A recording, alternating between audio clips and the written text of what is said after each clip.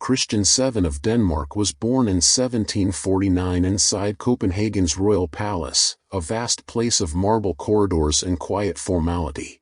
From his first months the servants noticed something unusual. The infant cried without stopping, then suddenly fell silent and stared into space as if the world around him had disappeared. When he was 2 years old, his mother, Queen Louise, died giving birth to another child. His father, King Frederick VI, turned to alcohol, and by the time Christian reached 8 he was being raised almost entirely by tutors. They cared more about discipline than affection. Every part of his day was controlled. He was taught when to bow, how to speak, and how long to keep his eyes lowered. When he disobeyed, they locked him in a dark room until he promised to behave. The punishments did not teach obedience, they taught fear. He learned to imitate emotion rather than feel it. Those who later served him said that even as a boy he laughed when nothing was funny and cried for no reason at all. He seemed to be copying life rather than living it. As he grew older, the strangeness deepened. Christian became restless, unable to sit still or stay focused. He repeated the words of his teachers in a flat voice, then broke into sudden laughter that frightened them. Court physicians called it nervous agitation, but no one knew what that meant. He began spending long moments in front of mirrors, studying his reflection and touching his face and hands as if he were testing whether they truly belonged to him. He asked servants if a person could ever control desire or escape from their own body. It was an unsettling question for a prince, but it revealed what would later define his life, a mind at war with the body that carried it. When the king's health failed, the young heir was left to himself in the echoing halls of the palace. At night he wandered through the corridors, whispering to portraits and muttering under his breath. Attendants said he feared silence because it made him aware of sensations he couldn't control. They saw a boy ashamed of impulses he didn't understand and terrified of what might happen if he gave in to them. In 1766, after King Frederick's death, 17-year-old Christian became ruler of Denmark and Norway. The country celebrated with fireworks and parades, but inside the palace hope quickly turned to worry. Ministers discovered that the new monarch could not keep his attention on state business. He laughed during meetings, forgot the names of his advisors, and sometimes repeated their last words as if they were his own thoughts. Foreign envoys sent discreet reports describing a nervous, distracted young man whose behavior shifted without warning from politeness to hostility. Doctors tried to calm him with laudanum mixed in wine. The medicine dulled his senses but left him even more detached. His hands trembled constantly. He rubbed them together as though trying to erase something that would not go away. Servants removed objects from his sight when he said they made him feel strange sensations. Everyone at court pretended that these were harmless eccentricities, but they saw the truth. Their king could not control the one thing that defined him, his own body. By the end of his first year on the throne, the ministers quietly took over daily government. They shortened meetings, prepared documents for him to sign, and avoided any situation that might expose his instability. Christian appeared in public when required, smiling for crowds that never guessed how fragile he was. Behind the closed doors of Copenhagen's Grand Palace, Denmark was ruled by a monarch who was already a prisoner of his own impulses. His reign had barely begun, and yet his body had already learned to command his mind. When Christian became king, the Danish government hoped that marriage would stabilize him. His behavior had already begun to worry the ministers, and they believed that a wife might discipline his habits and provide an heir who could secure the throne. In 1766, only months after his coronation, the 17-year-old king was married to 15-year-old Caroline Matilda of Great Britain, the younger sister of King George III. The union was arranged for politics, not affection. At first the young queen tried to reach her husband. She wrote in letters that he seemed kind but distant, like someone watching life from another room. Christian alternated between gentleness and hostility. One day he would speak to her with warmth, and the next he would insult her in front of attendants, laughing as if it were a game. During formal dinners he talked to himself, ignored questions, and made faces at his own reflection in silver dishes. The courtiers laughed politely, but the queen's embarrassment was visible. Soon after the wedding, the truth of his illness became impossible to hide. Christian could not control his thoughts or his impulses. He suffered from sudden fits of restlessness that left him shaking, pacing, and unable to concentrate. His physicians described him as a man whose nerves acted without command. He spoke openly about sensations that disturbed him, sometimes admitting that he felt constant tension and could not find relief. He began to isolate himself, spending long hours alone, unable to resist certain private behaviors that brought him temporary calm but deepened his shame. The palace tried to cover these actions with the language of medicine, calling them symptoms of nervous exhaustion, yet everyone understood they revealed something darker, a growing dependence on his own body. The government tried to keep appearances steady. Ministers signed decrees in his name and limited his public engagements. Christian's only consistent interest was in physical movement. He ordered new fencing halls, staged wrestling exhibitions, and spent hours watching soldiers drill, saying it helped him feel balanced. But the relief never lasted. When meetings dragged on, he twitched, rubbed his hands together, and whispered to himself. He admitted to his physician that he felt trapped inside his skin, unable to stop the urges that dominated his mind. Caroline Matilda, left alone most nights, grew desperate. The king rarely visited her chambers, and when he did, he appeared distracted and quickly left. Her letters to England described a man ruled by disorder. At court, rumors began to spread that the marriage was failing. The ministers feared scandal and tried to control what reached the public, but gossip moved faster than truth. Servants whispered that the king was losing his senses. In 1768, advisors decided that a long journey across Europe might help him recover. They hoped that new surroundings would calm his nerves. Christian agreed, more out of curiosity than duty. During the trip he met scholars, doctors, and philosophers who tried to engage him in conversation, but he quickly lost focus. In Paris he behaved unpredictably, laughing loudly during a church service and applauding when the preacher condemned sin. In London he appeared distant even during royal ceremonies, as if watching from behind glass. When he returned to Denmark, the ministers realized nothing had improved. If anything, the condition had grown worse.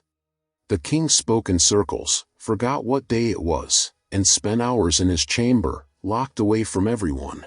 Caroline lived almost as a widow, while the court maintained the illusion of stability. For the people of Denmark, Christian was still a monarch. For those inside the palace, he had become something else entirely, a man whose body and mind no longer answered to reason. By the end of the 1760s, the royal court in Copenhagen could no longer disguise what was happening behind the gilded doors of the palace. King Christian VII's condition had advanced far beyond eccentricity. He was now a monarch visibly ruled by his own body. The nervous restlessness of his youth had turned into a compulsive need that dominated every hour of his life. Court physicians recorded their findings in cautious language, describing chronic physical agitation and uncontrolled nervous impulses. Behind those words was a truth everyone understood but feared to name. The king suffered from a dependency on self-stimulation. Acts of self-satisfaction became his only way to quiet the turmoil inside him. At first, they brought short relief, soon they became constant, leaving him exhausted and ashamed. The palace called it a medical disorder. In reality, it was a reign governed by the most private of human weaknesses. Servants learned to recognize the pattern. During council sessions he rubbed his hands, avoided eye contact, and asked to leave the room without explanation. He often locked himself in his chamber for long periods, emerging pale, trembling, and silent. His attendants whispered that the king was fighting his own nature. They used polite phrases, but the meaning was clear: Denmark was ruled by a man enslaved to his impulses. For Queen Caroline Matilda, the humiliation was unbearable. Barely 17, she faced a husband consumed by a habit he could not control. Her letters spoke of despair and fear. She wrote that he was lost to his own body, a man whose mind and flesh no longer worked together. At court, ministers avoided mentioning the word, but the rumors spread through Copenhagen: the king was unfit to govern. Foreign envoys reported that his behavior was indecent and that his obsession with physical relief had become a threat to the dignity of the crown. Christian himself understood his disgrace. He confessed to priests that he was tormented by his own desires and begged for strength to resist them. Each attempt at restraint ended in collapse. The more he denied his impulses, the stronger they returned. Physicians increased his doses of opium and laudanum, hoping to suppress the urge, but the medicine blurred his thoughts and deepened his fatigue. When the effects faded, the same hunger came back, more powerful than before.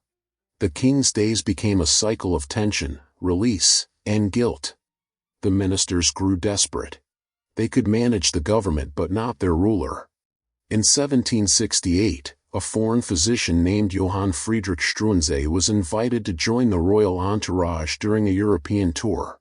Struensee quickly saw what others had missed, that Christian's condition was not moral corruption but illness. He treated him with calm structure instead of punishment, organizing his days around routine, exercise, and conversation. For a brief time, the king improved. He slept regularly, spoke coherently, and appeared more stable. When the journey ended, Struensee was appointed royal physician. His influence grew rapidly. He managed the king's schedule, controlled his medication, and became his constant companion. Under his guidance, Christian's outward behavior improved, but the core of his condition remained unchanged. The dependence never left him. It was only hidden behind strict order and secrecy. Every night, the same battle returned, a monarch at war with the instincts he could not master. By 1769, the court understood that the doctor had become the true power behind the throne. Struensee's authority steadied the government, yet it also deepened resentment among nobles who saw him as a foreign manipulator. They whispered that Denmark was no longer ruled by a king, but by the man who kept the king from collapsing. In truth, both ruled together, one through intellect, the other through weakness. And beneath the polished image of stability, Christian VII remained what he had always been, a man trapped between duty and desire, a ruler defeated by his own flesh. When Johann Friedrich Struensee entered the royal circle, the Danish court finally found what it had been searching for, someone who could control the king. For years, Christian's illness had consumed the palace in silence and shame. Ministers tried to restrain him with punishment, priests with guilt, and physicians with drugs. Nothing worked. Struensee approached him differently. He treated the king not as a sinner but as a patient. Under the doctor's direction, the royal household changed completely. Christian's daily routine was rebuilt from the ground up. He woke at the same hour each morning, took long walks, ate simple meals, and met with the doctor every evening. Struensee managed his medication carefully, reducing the opium that clouded his thoughts and replacing it with structure and discipline. For the first time in years, the king showed signs of stability. His tremors eased, and his speech became clearer.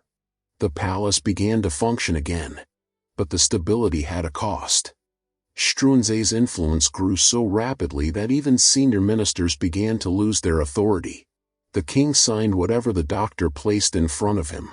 Policies, appointments, and decrees were issued in Christian's name, but the decisions were Struensee's. Those close to the throne understood the truth. Denmark was being ruled by a physician through the body of a sick king. Christian depended on him completely. He refused to meet with ministers unless Struensee was present.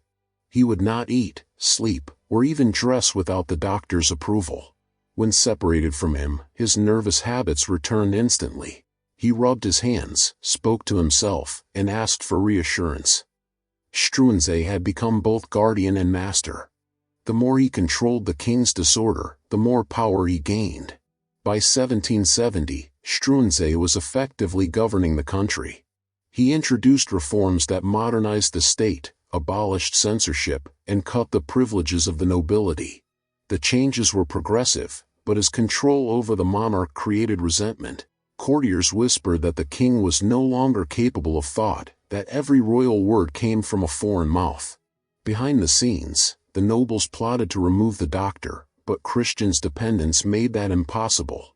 Without Struensee, the king could not function at all. Inside the palace, the balance of power shifted further. Queen Caroline Matilda, long neglected and humiliated, found comfort in Struensee's confidence. The two grew close, a bond that began as gratitude and turned into affection. For Christian, who lived detached from emotional reality, it barely registered. He trusted both of them and seemed unaware of what was happening. To the court, however, it became the ultimate scandal. A foreign doctor now held the heart of the queen and the mind of the king. As their relationship deepened, Struensee's authority expanded to absolute power. He issued orders directly, used the royal seal freely, and made decisions without consulting the council. For the first time, Denmark functioned efficiently, but not under its monarch. The nation was being run by a man who had entered the palace to treat an illness and ended up ruling an empire through it. Meanwhile, Christian's condition quietly worsened again. The routine could not cure him, it only masked the symptoms. When the doctor left his side, the old patterns returned. He paced the corridors, whispered to portraits, and fell back into the same habits that had haunted him for years. Ministers tried to hide the relapses, but the servants saw them all. The body that once obeyed Struensee's schedule now belonged again to its own desires. The illusion of order began to crumble. The nobles saw their chance.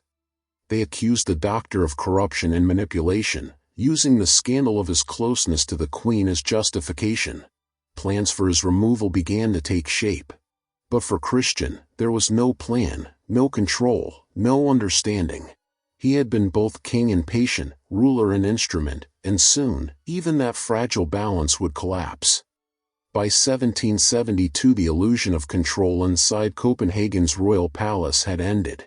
For 4 years Johann Friedrich Struensee had ruled Denmark through the king's illness, governing with reason while hiding the chaos that continued behind closed doors.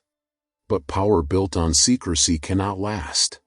The nobility, stripped of their influence, plotted against him. They waited for one mistake, and it came through scandal. Rumors of Struensee's closeness to Queen Caroline Matilda reached the highest ranks of the court. Letters, glances, and whispered confessions became weapons. To the nobles, it was not only adultery but treason, a foreign doctor controlling both the mind of the king and the heart of the queen. One night in January 1772, the palace guards surrounded the royal residence. Struensee was arrested in his sleep. The queen was taken to her chamber under guard. Christian was awakened in confusion, trembling and terrified, asking only whether his physician would return in the morning. Without Struensee, the king's fragile stability collapsed instantly. The trembling returned, his speech broke apart, and the old compulsions resurfaced with violent force.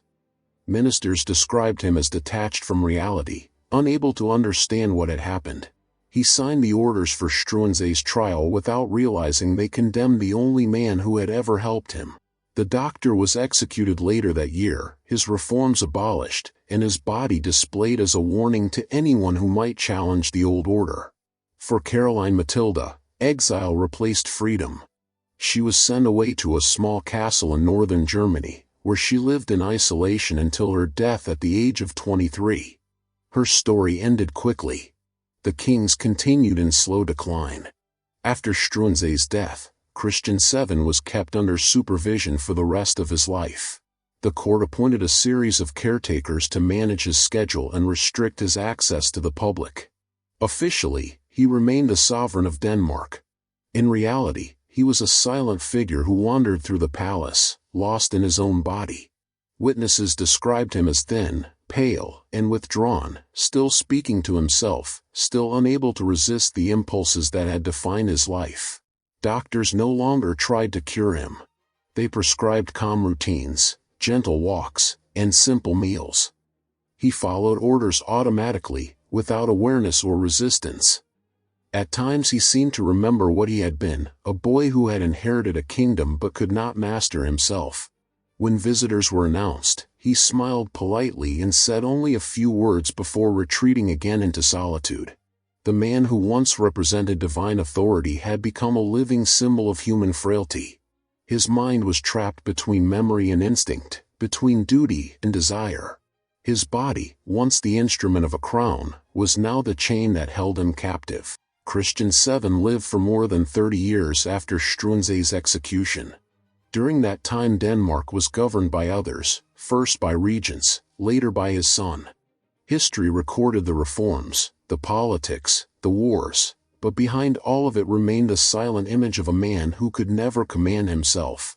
He died in 1808, alone in his chamber. The crown still is by name but meaningless in practice. For more than half a century Denmark had a king who could not rule, a ruler who could not think, and a man who could not control the one force that ruled him from the beginning, his own flesh.